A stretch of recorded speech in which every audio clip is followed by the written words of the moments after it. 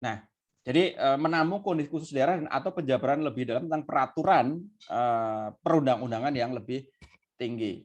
Baik, saya lanjutkan kembali.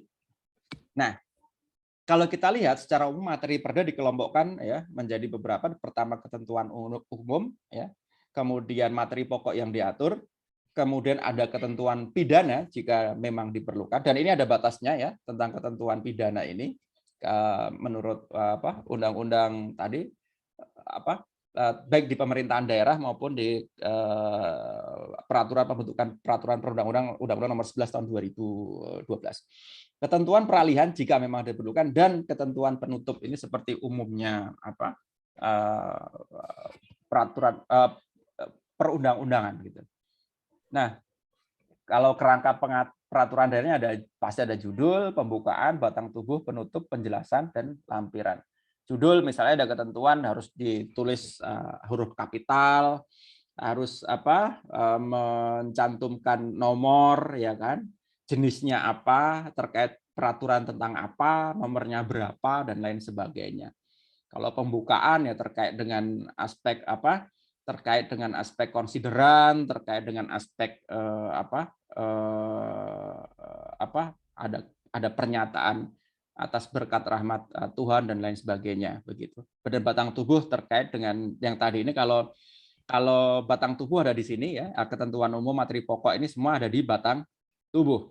Penutup ya, ada penutup, ada penjelasan ya.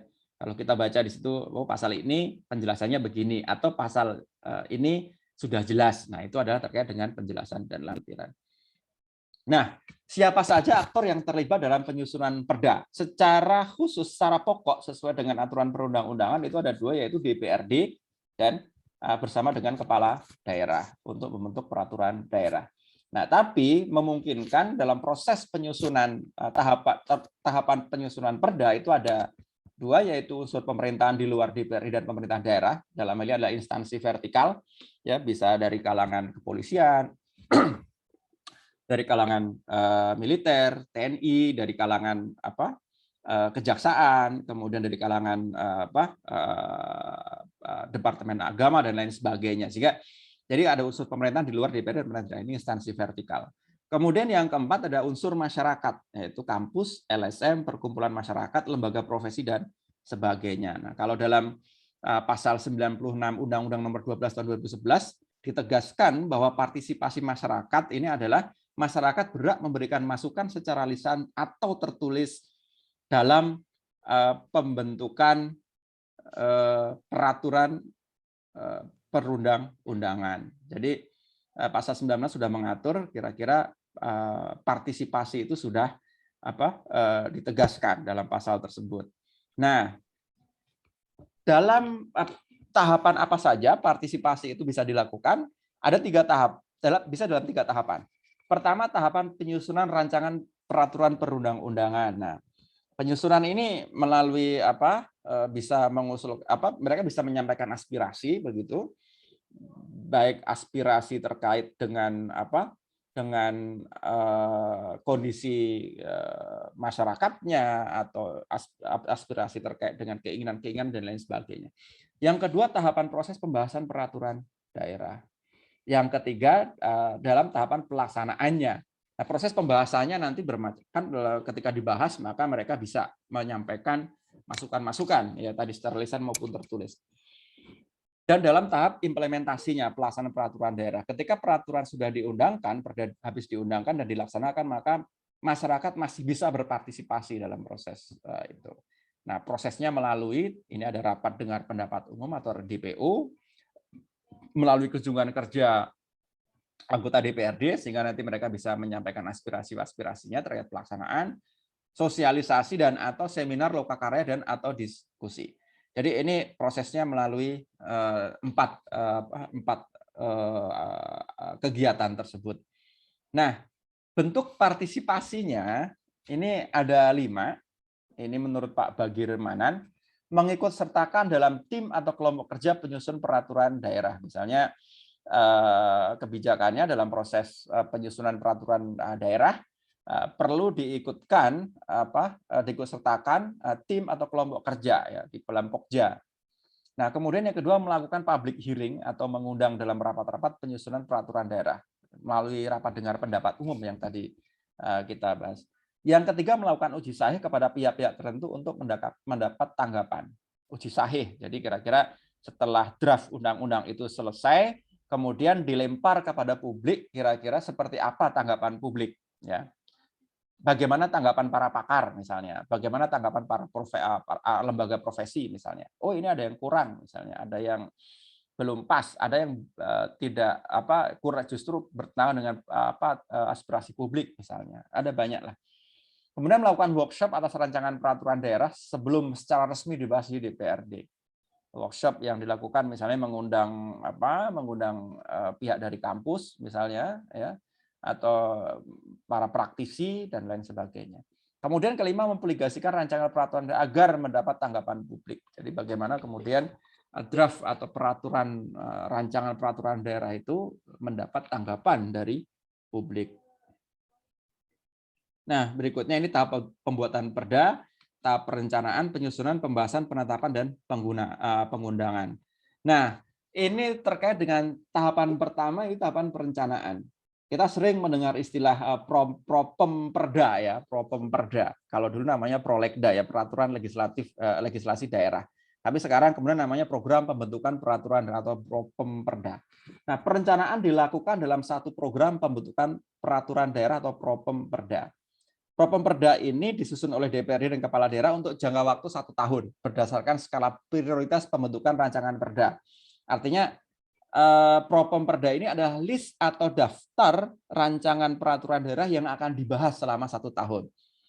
Kalau di pusat, ya, di DPR pusat itu ada namanya Prolegnas, ya kan, Program Legislasi Nasional.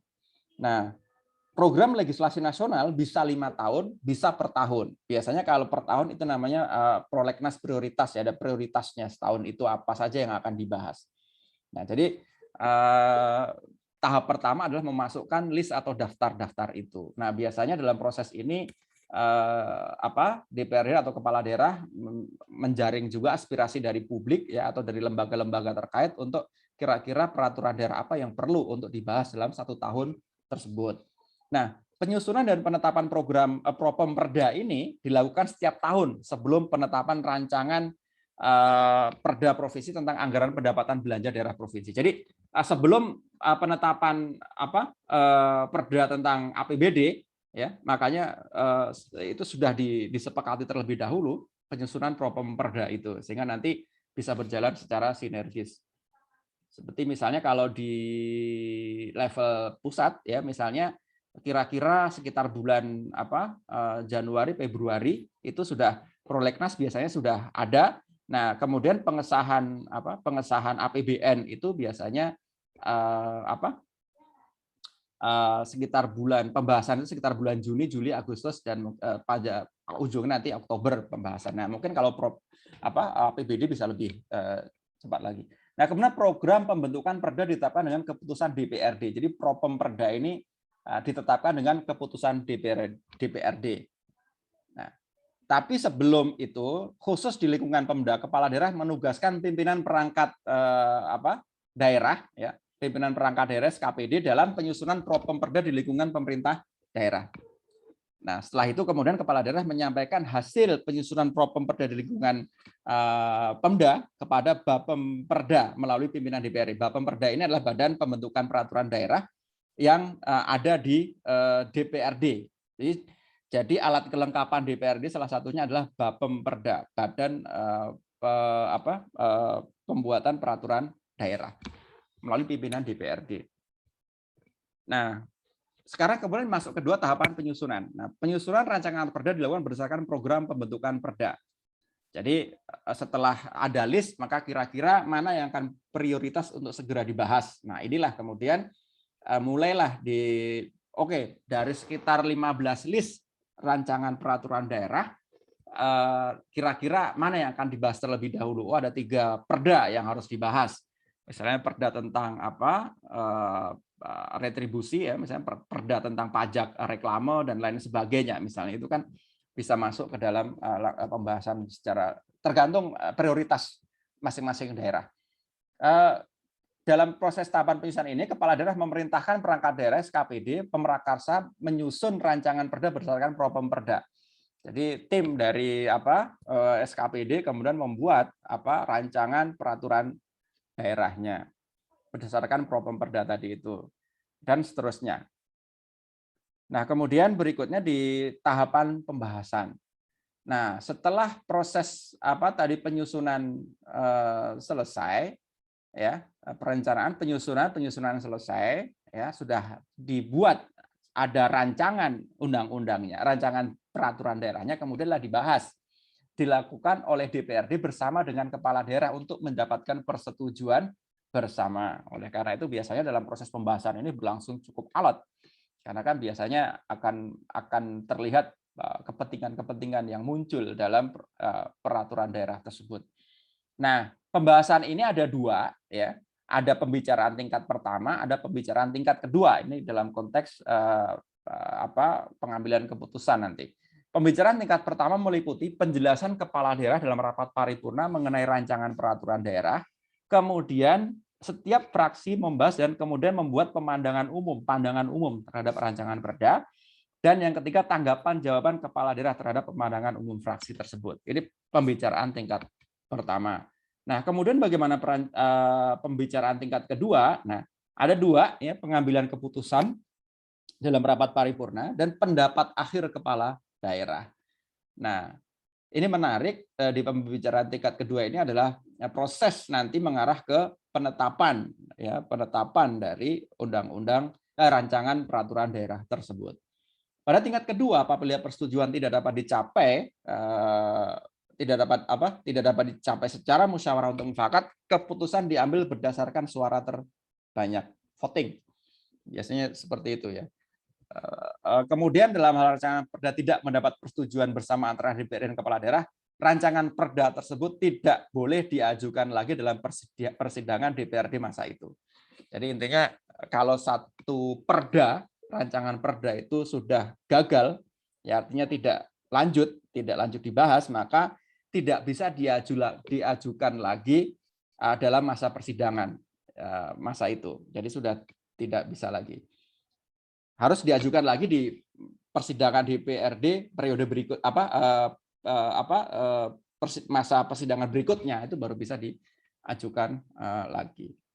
Nah, kemudian tahapan penetapan, ini rancangan perda yang setelah kemudian pembicaraan tingkat kedua memutuskan dan menyepakati tentang sebuah rancangan peraturan daerah, maka rancangan peraturan daerah yang telah disetujui bersama oleh DPRD dan kepala daerah disampaikan oleh pimpinan DPRD kepada kepala daerah untuk ditetapkan sebagai perda.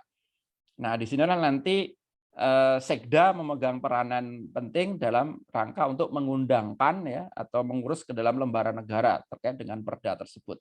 Penyampaian rancangan perda dilakukan dalam jangka waktu paling lama 3 hari terhitung sejak tanggal persetujuan bersama. Jadi setelah disetujui bersama misalnya tanggal 25, maka setelah tanggal 25, 3 hari setelah tanggal 25, maka harus sudah disampaikan, ya, rancangan perda itu untuk segera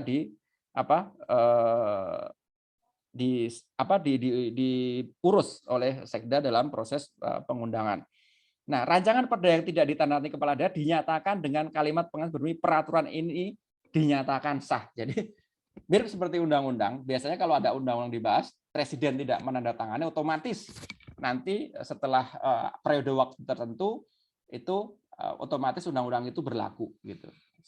Seperti halnya juga dengan oleh perda, karena sudah dibahas, sudah disepakati bersama, tapi belum ditandatangani kepala daerah, maka ada kalimat pengesahan di lembar terakhir itu peraturan daerah ini dinyatakan sah, ya. Itu sebagai manifestasi yuridis terkait dengan sahnya sebuah rancangan peraturan daerah. Rancangan perda yang belum mendapatkan nomor register, ya, belum dapat ditetapkan kepala daerah dan belum dapat diundangkan dalam lembaran daerah. Oleh karena itu jelas bahwa ada ada nomor register. Ini peraturan daerah nomor berapa, gitu kan? Kalau dalam periode 1 tahun itu kira-kira nomor berapa? Gitu. Baik, ini tahapan pengundangan ya. Perda diundangkan dalam lembaran daerah, pengundangan perda dalam lembaran dilakukan oleh sekretaris daerah, Sekda. Nah, perda mulai berlaku dan mempunyai kekuatan mengikat ya pada tanggal diundangkan kecuali ditentukan lain dalam perda yang bersangkutan. Di ketentuan bisa di ketentuan penutup itu ada klausul yang menegas undangan ini berlaku bla bla bla misalnya begitu. Jadi begitu ini tahapan pengundangannya. Nah, bagaimana mekanisme pengawasan perda? Nah, karena pasti sebagai sebuah hierarki perda karena dia masuk dalam hierarki perundang-undangan di Indonesia, maka ada proses mekanisme pengawasan. Nah, konsiderasi pertama yang penting dari aspek pengawasan itu bahwa perda dilarang bertentangan dengan ketentuan peraturan perundang-undangan yang lebih tinggi, kepentingan umum dan atau kesusilaan. Ini di pasal 250 ayat 1 Undang-Undang 23 2014 tentang pemerintahan daerah. Jadi tidak boleh bertentangan dengan undang-undang yang lebih tinggi, tidak boleh bertentangan dengan kepentingan umum dan tidak boleh bertentangan dengan kesusilaan.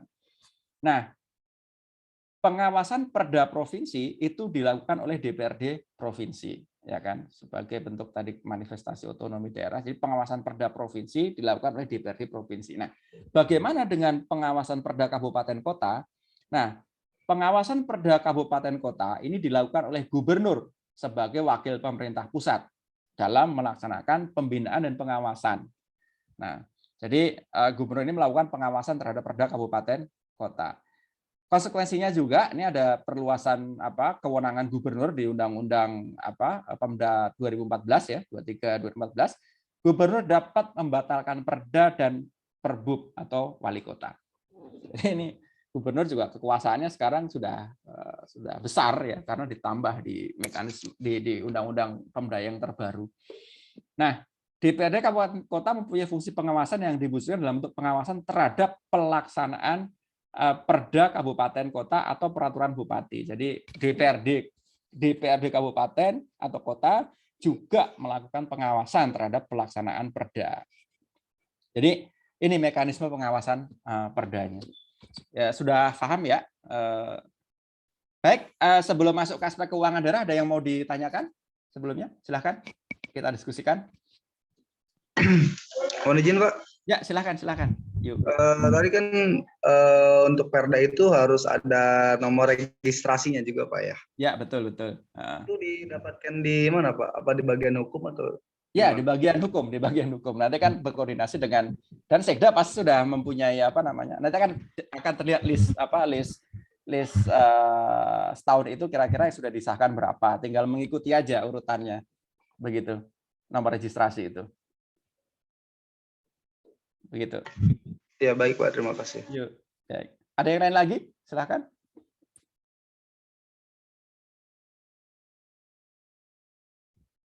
Ada yang lain lagi? Atau saya lanjutkan saja? Oh iya Pak, izin Pak. Ya. Tadi untuk pembentukan pertama ya itu kalau tidak salah itu dari perencanaan. dari SKPD Pak ya. Gimana? Jadi untuk pembentukan perda itu naskah pertamanya itu dirancang oleh SKPD terkait Pak ya. Ya, SKPD terkait, betul. SKPD terkait. Karena nanti kan ada kalau di pusat ya, itu biasanya ada surpres, surat presiden yang menugaskan kementerian terkait untuk membentuk draft, misalnya begitu. Ya. Nah, kalau di rancangan peraturan perda juga sama. Jadi gubernur atau bupati menugaskan SKPD terkait untuk menyusun rancangan perda tersebut. Ya. Baik, Pak. Baik. Terima kasih. Ya. Saya nanya, Pak. Ya, silakan, Pak Hadi. Ya, ini terkait dengan materi muatan perda itu, Pak. Salah satunya di poin kedua itu ada bahasan terkait dengan menampung kondisi khusus daerah dan atau penjabaran lebih lanjut peraturan perundang-undangan yang lebih tinggi. Untuk yang ini maksudnya seperti apa, Pak ya? Menampung kondisi khusus. Karena kan begini, kalau dalam ini perspektifnya kan asas otonomi daerah, artinya memang setiap daerah punya kondisi khusus masing-masing ya Pak ya, dan itu nanti diwujudkan dalam peraturan daerah masing-masing. Bisa bermacam-macam sih Pak. Apa namanya? Sebentar, saya tadi yang di awal ya, agak di awal ya Pak ya. Sebentar. Iya Pak.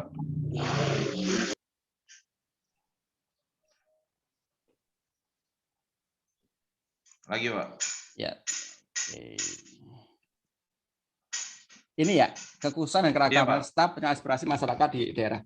Ya, jadi salah satu fungsi peraturan daerah sebagai penampung kekhususan dan keragaman daerah serta penyalur aspirasi masyarakat di daerah. Kalau penyalur aspirasi masyarakat di daerah sudah sangat jelas ya, artinya memang masing-masing daerah punya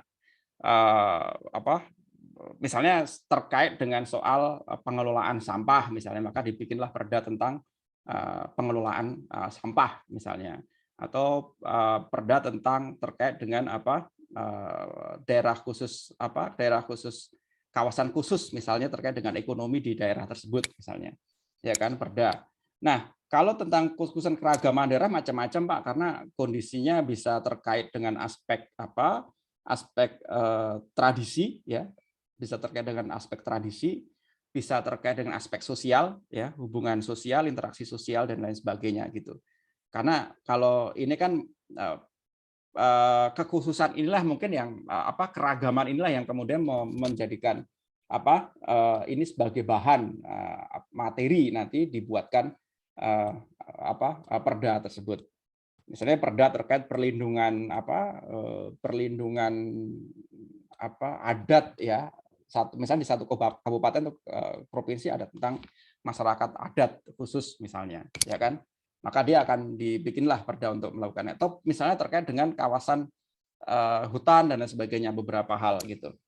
Nah itu tergantung dengan tadi itu di luar 6 kewajiban pokok yang dilakukan oleh pemerintah pusat yang absolut tadi. Ada yang konkuren kan terkait dengan masalah pendidikan, terkait dengan masalah kesehatan, terkait dengan masalah infrastruktur jalan, terkait dengan infrastruktur pertanian dan lain sebagainya. Gitu. Nah, begitu Pak Hadi. Siap Pak, paham Pak. Ya, jadi ya silakan Pak Abdul. Terkait perda ini Pak, kebetulan 2018 saya sendiri menyusun naskah perda zonasi PKL ya. Iya, iya. Itu ada setelah diundangkan ternyata ada satu pasal yang dianggap tidak relevan ya, tidak sesuai dengan keadaan masyarakat di Rangkas Bitung. Kondisi jalan dan kondisi keramaian di jalan tersebut, sehingga di perda itu dinyatakan bahwa di Jalan Hardiwinangun Rangkas Bitung itu dijadikan sebagai zona merah PKL dalam perdanya. Sedangkan setelah diundangkan, 1 bulan setelah diundangkan, ada keinginan anggota dewan menginginkan bahwa di Jalan Hardiwinangun tersebut dijadikan bukan sebagai zona merah, akan tetapi dijadikan itu langkah apa Pak yang bisa dilakukan untuk untuk perubahan tersebut Pak? Karena memang sampai saat ini hanya sebatas kebijakan saja Pak, hanya sebatas kebijakan kepala dinas untuk menjadikan jalan tersebut sebagai zona kuning. Apakah itu sebagai pelanggaran dalam pelaksanaan perda Pak? Ya, sebetulnya kan kalau pembahasan dalam konteks pasal yang sudah ditetapkan, ketika sudah mulai masuk penetapan, pengesahan ya, kan harus diimplementasikan. Nah, tentu setelah diimplementasikan pasti akan ada reaksi ya, ada dari masyarakat. Nah, tapi perlu kita lihat lagi dulu, kira-kira dulu ada aspirasi nggak dari masyarakat, khususnya PKL di Rangkas Bitung terkait di jalan tersebut itu ada. Kan ada klausul itu ya, zona merah gitu. Nah, kalau sebetulnya itu bisa di awal diantisipasi, bisa dilakukan dialog dulu kira seperti apa. Tapi kan sudah terlanjur disahkan ya, sudah terlanjur disahkan. Nah, memang harus kalau memang itu kemudian dievaluasi memang perlu untuk diubah, artinya harus diajukan lagi rancangan perda untuk melakukan perubahan atas perda tersebut gitu, zona PKL tadi itu. Nah, nanti akan dibahas berikutnya. Jadi tidak bisa langsung kemudian ada diubah atau dibuat kebijakan lapangan misalnya. Itu tidak bisa karena kan sudah diundangkan ya, sudah di internet, sudah di pengundangan. Tinggal di dalam seperti proses pengubahan undang-undang ya, perubahan undang-undang. Nah, atau bisa kemudian itu bisa diajukan semacam judicial, kayak semacam pengujian lah gitu. Kalau biasa pengujian dilakukan oleh pihak-pihak terkait secara hierarki lebih tinggi ya di Kementerian Dalam Negeri dan lain sebagainya, arahnya seperti itu. Tapi intinya kalau memang ingin diubah di perda tersebut pasal, berarti harus ada rancangan peraturan daerah yang diajukan untuk mengamandemen atau mengubah perda tersebut. Mungkin begitu, Abdul Aziz. Apakah ketika dilaksanakan seperti yang saya sampaikan tadi, kebijakan untuk merubah dalam implementasinya dirubah seperti itu, apakah itu termasuk pelanggaran? Iya. Iya, kalau secara kedudukan ini dia lakukan artinya tidak ada konsistensi ya pengambil keputusan dalam hal ini kepala daerah dan juga DPRD-nya. Nanti kaitannya dengan aspek ini trust kepercayaan. Biasanya kalau seperti itu harus ya dilakukan pengajuan terlebih dahulu, rancangan perubahan peraturannya terlebih dahulu begitu. Tapi kalau misalnya harusnya merah dijadiin kuning, itu berarti ada ya secara tidak langsung tidak konsisten dong dengan yang ditetapkan begitu. Intinya sebetulnya harus ada trust ya, kepercayaan lah dari publik ya, dari pemangku kepentingan terkait dengan konsistensi dalam pelaksanaan peraturan daerah tersebut. Begitu Pak Abdul Aziz. Baik Pak, terima kasih banyak Pak. Oleh karena itu memang perubahan undang-undang itu tidak bisa mekanismenya mudah simple, sederhana, mekanismenya agak rumit juga karena harus dibuat peraturan untuk mengubah itu dulu, baru setelah itu bisa berjalan. Tapi kalau itu cepat, biasanya cepat kok. Karena kan kalau sudah kesepakatan misalnya dari perubahan dari zona merah ke zona kuning atau bisa dilakukan di situ, cepat kok misalnya. Tergantung kesepakatan dari pemangku kepentingan aja. Nah, yang menjadi masalah adalah masing-masing pemangku kepentingan berbeda pendapat. Itu bisa lama. Bahkan mungkin bisa tidak berjalan pembahasan itu. Gitu. Ya. Baik, itu ya. Baik. Saya lanjutkan lagi ke aspek keuangan daerah.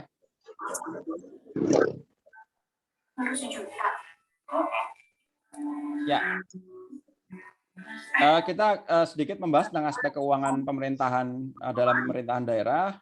Nah, keuangan daerah ini dibahas dalam Undang-Undang tentang Pemda di Undang-Undang 23 tahun 2014 tentang pemerintahan daerah, bahwa definisinya, pengertiannya adalah keuangan daerah merupakan semua hak dan kewajiban daerah yang dapat dinilai dengan uang dan segala sesuatu berupa uang dan barang yang dapat dijadikan milik daerah yang berhubungan dengan pelaksanaan hak dan kewajiban tersebut.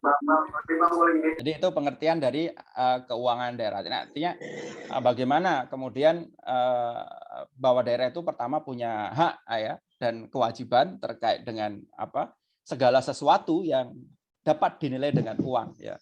Terkait dinilai dengan uang kan macam-macam, ada aset, ada kegiatan, ada semua ya terkait dengan pelaksanaan aktivitas tadi itu, otonomi daerah dan tadi itu. Nah, kemudian tujuan diaturnya keuangan daerah oleh pemerintah daerah adalah untuk meningkatkan efisiensi dan efektivitas dalam pengelolaan sumber daya keuangan daerah.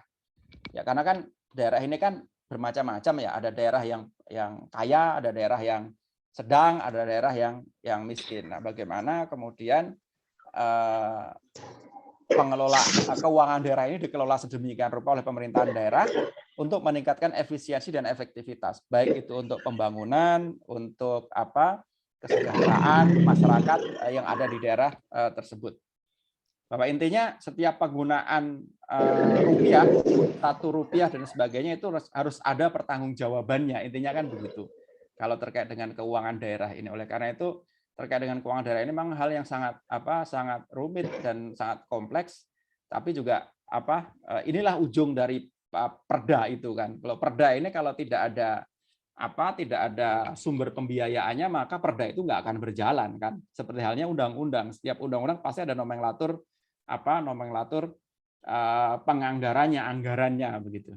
Nah, ini ruang lingkup keuangan daerah nih sesuai dengan pasal 2 Peraturan Pemerintah nomor 12 tahun 2019 tentang pengelolaan keuangan daerah.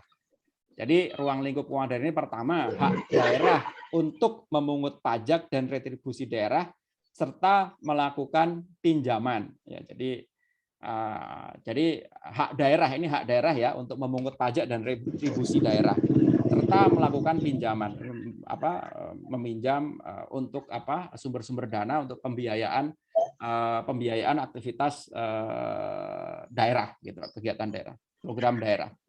Kewajiban daerah itu, jadi kalau tadi hak ya, sekarang kewajiban daerah menyelenggarakan urusan pemerintahan daerah dan membayar tagihan pihak ketiga. Jadi kalau dalam proses pelaksanaan pembangunan daerah pasti kan melibatkan pihak-pihak ketiga kan, ya kan, tentang pembangunan infrastruktur jalan, pembangunan infrastruktur pendidikan, kesehatan dan lain sebagainya pasti melibatkan. Oleh karena itu membayar tagihan pihak ketiga. Nah, kemudian ada yang ruang lingkup berikutnya adalah penerimaan daerah. Ada apa saja penerimaan daerah, apa saja pengeluaran daerah yang keempat. Kemudian yang kelima itu adalah kekayaan daerah yang dikelola sendiri oleh pihak lain berupa uang, surat berharga, piutang, barang, serta hak lain yang dapat dinilai dengan uang termasuk kekayaan daerah yang dipisahkan. Nah, jadi ini sudah masuk ke pengertian tentang akuntansi. Jadi terkait dengan kekayaan daerah ya dan lain sebagainya. Kemudian yang keenam, ruang lingkup keuangan daerah adalah kekayaan pihak lain yang dikuasai pemerintah daerah. Ya, dalam rangka menyelenggarakan tugas pemerintah dan atau kepentingan. Kemudian prinsip keuangan daerah. Ini ada 6 prinsip ya yang harus dipatuhi oleh setiap pemerintah daerah. Pertama, prinsip keuangan daerah itu pertama tertib. Maksudnya adalah keuangan daerah dikelola secara tepat waktu dan tepat guna yang didukung dengan bukti administrasi yang dapat dipertanggungjawabkan. Nah, makanya penggunaan uang APBD dalam konteks ini adalah memang harus betul-betul bisa dipertanggungjawabkan penggunaannya gitu. Karena uang itu kan pasti berasal dari berbagai macam sumber, khususnya dari masyarakat atau dari pajak ya. Nanti akan kita lihat struktur APBD-nya. Yang kedua, efisien adalah pencapaian keluaran yang maksimum ya dengan masukan tertentu atau penggunaan terendah untuk mencapai keluaran tertentu. Artinya apa? Ini kan prinsip ekonomi ya. Dengan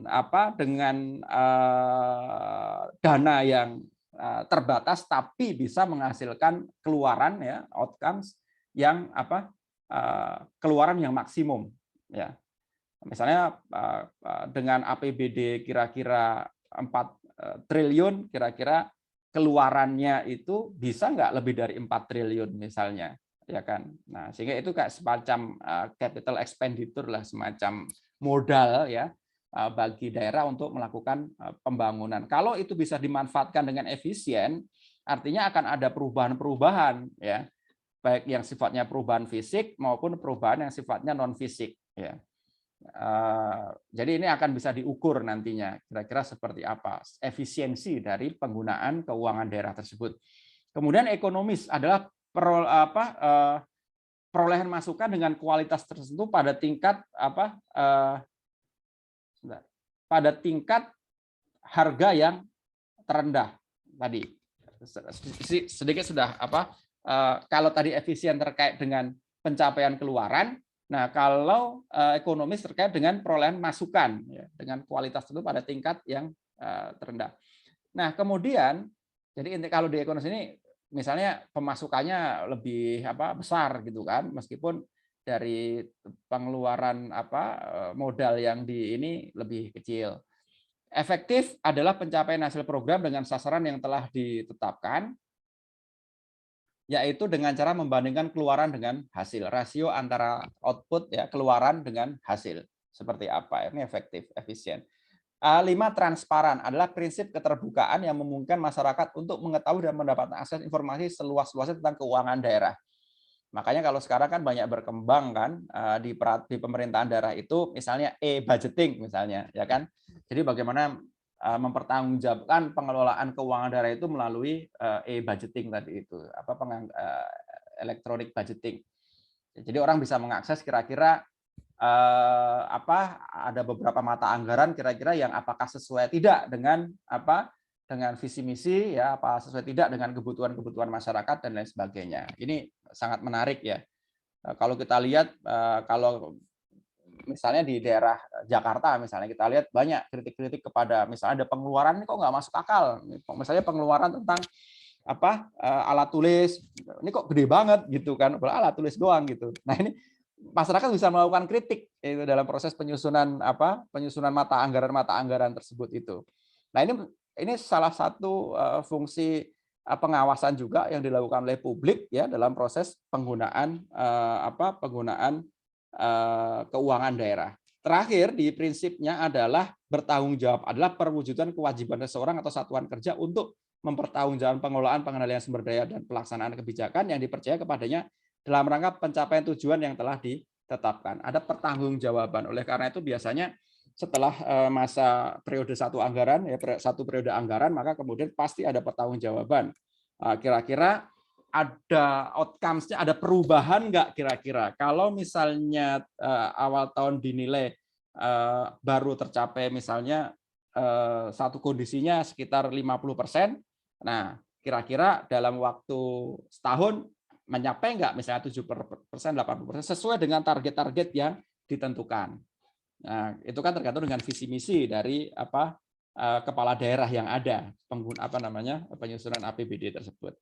Nah, ini kemudian berikutnya ini terkait dengan APBD. Nah, APBD ini ada 3 unsur ya, karena kan dalam setiap aspek pengelolaan daerah ujung-ujungnya kan adalah penyusunan anggaran pendapatan dan belanja daerah.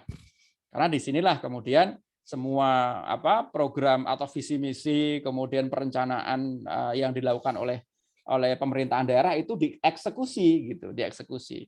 Kalau hanya sebatas perencanaan tidak ada anggaran ya tidak bisa dieksekusi. Oleh karena itu ada 3 unsur di APBD ini. Pertama anggaran pendapatan ya.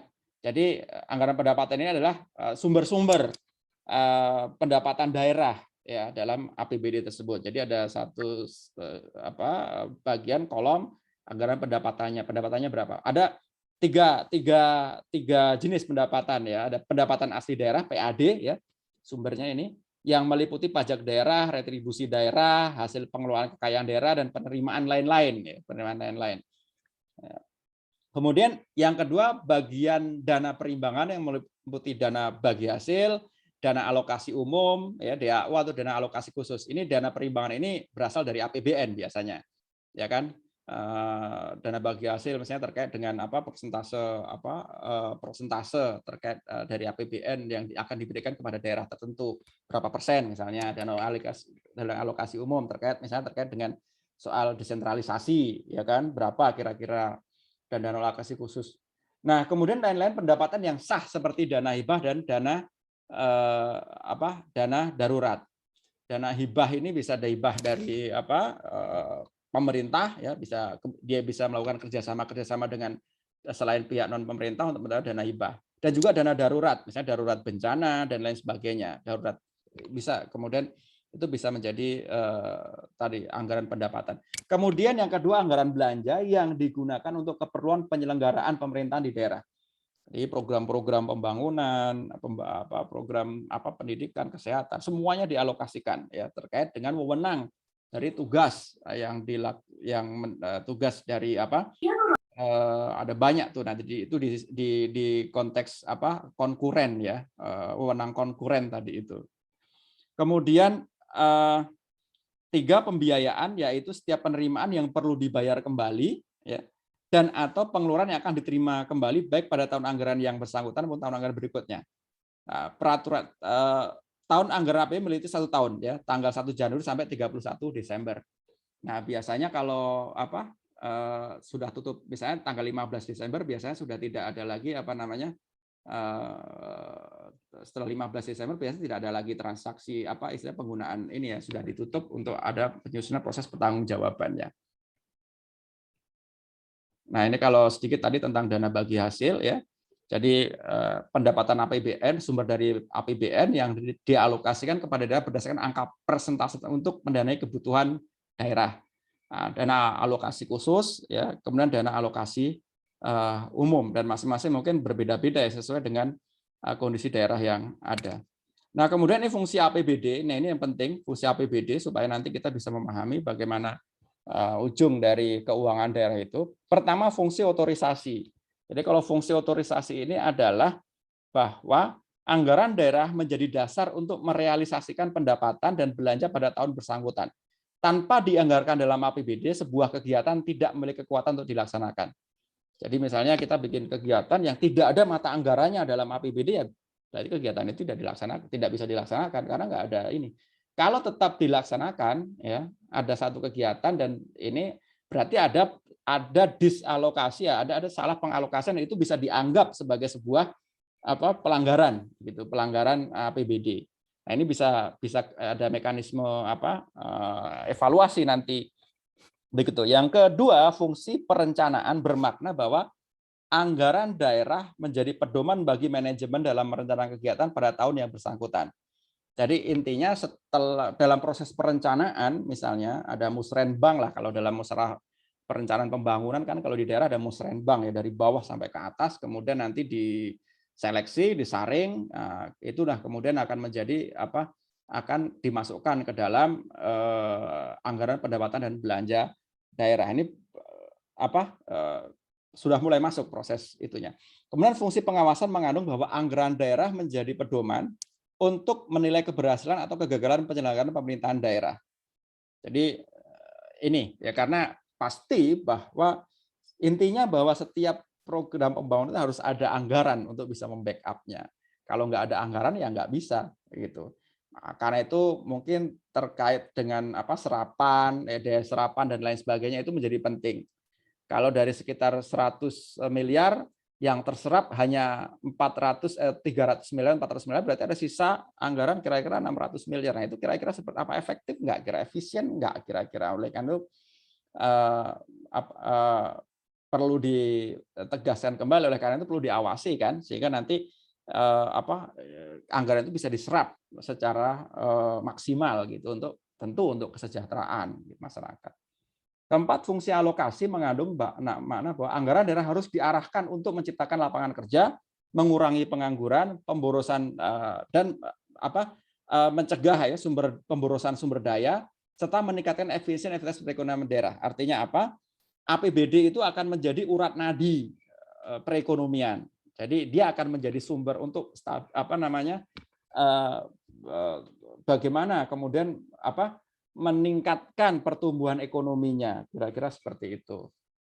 Nah, kira-kira kalau dana APBD misalnya kira-kira sekitar 1 triliun, kira-kira berapa lapangan kerja yang berhasil diciptakan? Ya, berapa kira-kira pengangguran bisa dikurangi? Nah, itu kan kelihatan. Dari awal sampai akhir bisa ketahuan. Di awal misalnya angka pengangguran masih 9%. Kira-kira akhir tahun sudah berkurang nggak? Misalnya di akhir tahun, pengangguran tinggal 5%, artinya turun 4% misalnya. Oh, berarti fungsi APBD berjalan gitu. Tapi kalau misalnya di awal angka pengangguran 9% misalnya, kemudian di akhir masih sekitar 8,5%, oh berarti memang ya hanya angka pengangguran turun sedikit 0,5%, berarti memang tidak meskipun turun tapi itu tidak terlalu bagus lah gitu untuk performance dari anggaran APBD-nya. Nah, kemudian fungsi distribusi, yaitu makna bahwa kebijakan-kebijakan dalam penganggaran daerah harus memperhatikan rasa keadilan dan kepatutan. Nah, ini harus distribusi harus adil anggaran ini. Pembangunan jalan ya untuk masyarakat yang di distribusinya ya, misalnya pembangunan jalan di wilayah-wilayah yang pinggiran dan lain sebagainya harus perlu diperhatikan, infrastrukturnya seperti apa, sehingga nanti betul-betul masyarakat itu merasa diperhatikan gitu. Ya, jadi intinya masyarakat merasa diperhatikan dengan itu. Yang keenam, fungsi stabilisasi. Ya, stabilisasi memiliki makna bahwa anggaran daerah menjadi alat untuk mengupayakan keseimbangan fundamental perekonomian daerah. Jadi perekonomian tetap terjaga gitu dengan adanya anggaran tersebut, ya, karena disitulah bisa menciptakan menciptakan usaha, ya, menciptakan usaha, menciptakan iklim berusaha ekonomi dan lain sebagainya, sehingga proses ekonomi berjalan, sehingga kemudian pertumbuhan ekonomi juga naik. Jadi ada fungsi-fungsi tersebut. Baik, insya Allah itu yang bisa saya sampaikan. Sebelum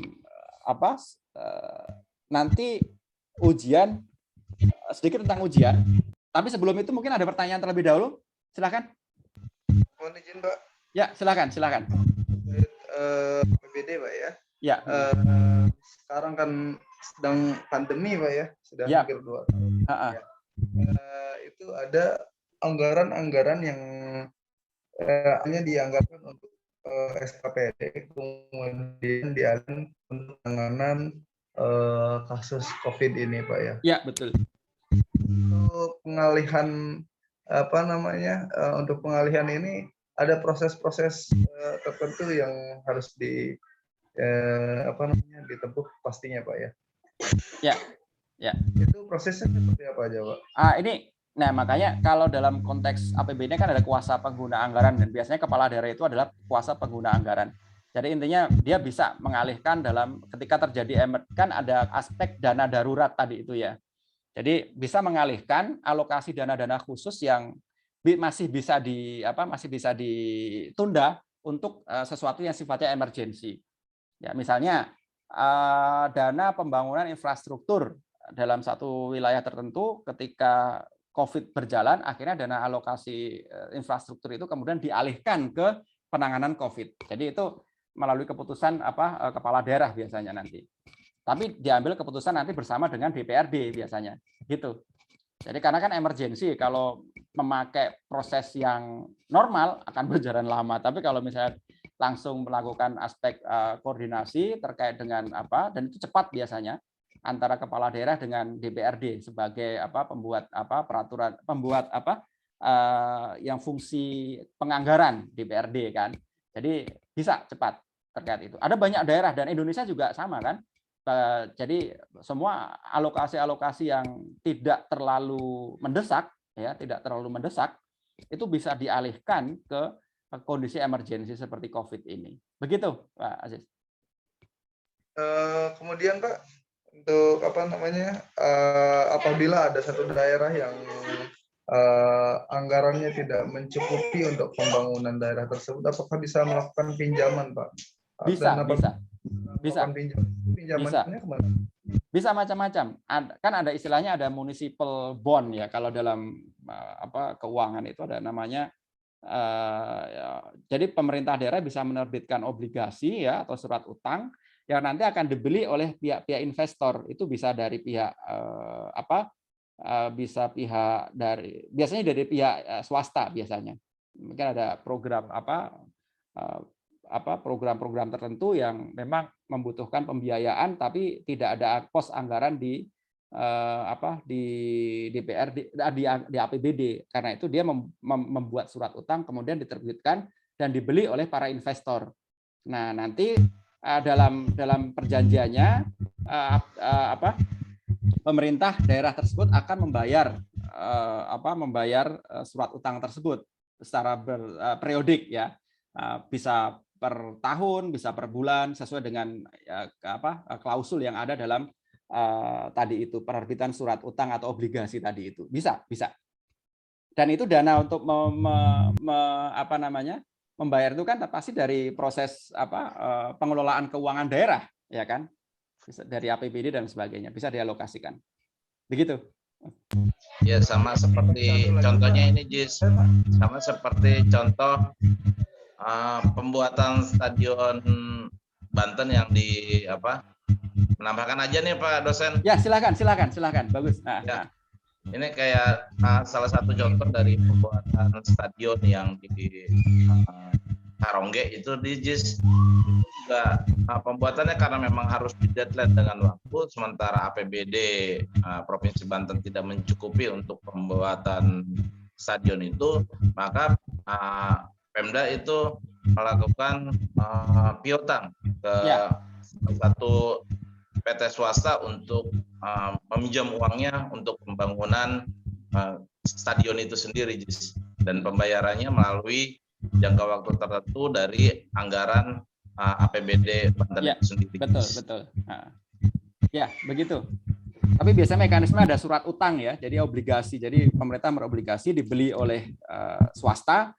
Nah, nanti akan dikembalikan sesuai dengan tadi yang disampaikan oleh ke Pak Hadi tadi itu. Begitu. Ya. Ya. Satu lagi. Ya, silakan. Apa namanya? Ada di satu wilayah membutuhkan pembangunan di mana wilayah tersebut di luar misalkan Provinsi Banten berbatasan langsung dengan daerah Sukabumi. Ya. Kemudian ada satu ruas jalan yang membutuhkan pembangunan di mana masyarakat Banten tersebut menggunakan akses jalan tersebut ya, kepentingannya untuk masyarakat Banten. Sedangkan ruas jalan tersebut adanya di wilayah Sukabumi. Apakah boleh pemerintah Provinsi Banten membangun ruas jalan di luar kawasan Banten tersebut, Pak? Nah, kan tergantung kategori jalannya, Pak. Kalau jalan itu kategorinya adalah jalan nasional, maka yang berhak membangun itu kan pemerintah pusat. Nah, itu nanti pemerintah daerah akan mengusulkan usulan melalui nanti proses pembahasan APBN untuk pembangunan jalan itu. Asal itu sesuai dengan kategori jalan. Ada jalan nasional, ada jalan provinsi, ada jalan daerah kabupaten kan? Tergantung. Tapi kalau misalnya itu masuk kategori jalan nasional, biasanya itu wilayah pemerintah pusat, dan itu mekanisme pengusulannya melalui pengusulan program di pembangunan infrastruktur di APBN misalnya.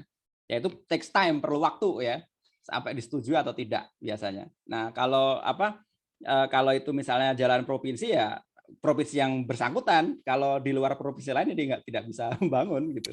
Kecuali kalau misalnya melakukan proses koordinasi gitu. Makanya kenapa kemudian pernah ada usulan terkait dengan megapolitan ya, yang ada di Jakarta, kemudian Tangerang, kemudian Jabodetabek lah. Megapolitan itu dalam konteks untuk memudahkan seperti itu, menghilangkan ego sektoral masing-masing ini. Tapi ya sampai sekarang megapolitan kan nggak jalan-jalan juga, agak repot juga kalau udah begitu. Biasanya begitu, Pak Aziz. Ya.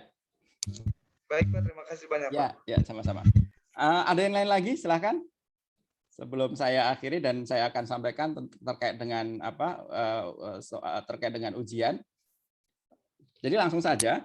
Jadi insya Allah nanti ujian itu ada 5 soal ya. Masing-masing soal itu kontribusi sekitar poinnya 20.